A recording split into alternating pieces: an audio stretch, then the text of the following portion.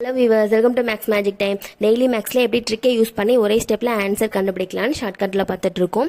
இன்னைக்கு 4th type பார்க்கலாம் அப்படின்னு சொல்லியிருந்தேன். இதுக்கு முன்னாடி உள்ள வீடியோல first type, second type, third type போட்டேன். அது வந்து டிஸ்கிரிப்ஷன்ல லிங்க் இருக்கு, அதையும் போய் செக் பண்ணிருங்க.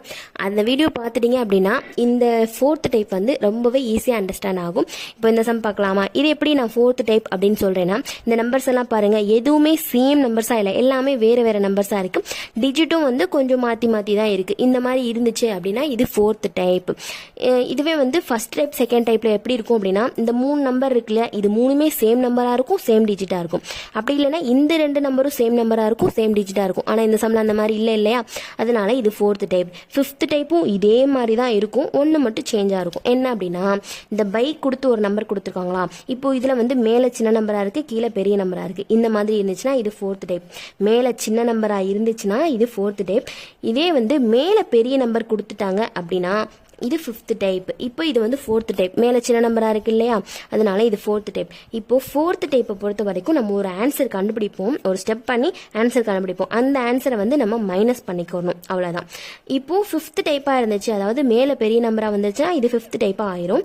அப்படி இருந்துச்சுன்னா நம்ம ஒரு ஆன்சர் கண்டுபிடிப்போம், அந்த ஆன்சரை வந்து ஒரு பிளஸ் பண்ணிக்கணும், அவ்வளவுதான்.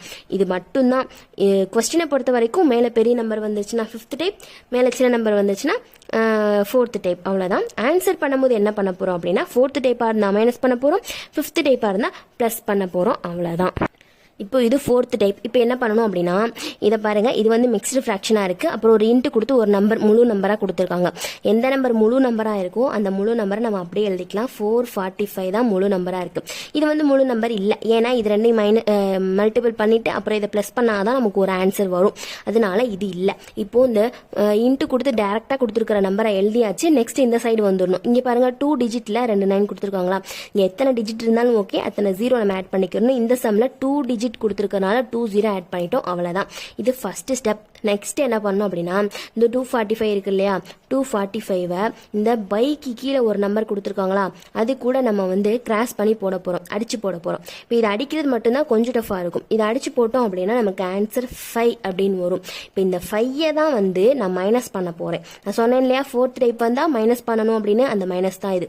இதுவே இது 5th டைப்பா இருந்துச்சுன்னா இங்கே இந்த நம்பர் கூட இந்த 5 பிளஸ் பண்ணிக்கணும். இது 4th டைப்னால மைனஸ் பண்ணிக்கிறோம். இப்போ மைனஸ் பண்ணாலும் நமக்கு என்ன ஆன்சர் வரும்னா, இப்போ இதை மைனஸ் பண்ணோம் அப்படின்னா 24495 அப்படின்னு ஆன்சர் வரும். மைனஸ் பண்றது ரொம்பவே ஈஸி, அதை அடிச்சு போடுறது மட்டும் தான் கொஞ்சம் கேர்ஃபுல்லா போகணும், அவ்வளவுதான். இது 4th டைப். இப்போ 4th டைப்ல இன்னொரு சம் பார்க்கலாம்.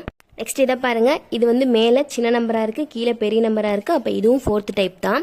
மேல சின்ன நம்பரா இருந்துச்சுன்னா 4th டைப் சொன்னேன் இல்லையா. இப்போ இது 4th டைப். ஃபர்ஸ்ட் ஸ்டெப் என்ன பண்ணணும், இந்த டைரக்ட் பெருக்கலா இருக்கா 196, அதை அப்படி போட்டுருவோம். நெக்ஸ்ட் இந்த சைடு வந்துடணும், இங்கிட்ட முடிச்சுட்டு நெக்ஸ்ட் இங்கிட்ட வந்துடணும். இது 3 டிஜிட்ல 9 கொடுத்துருக்காங்க, அப்போ 30 நம்ம போட்டணும்.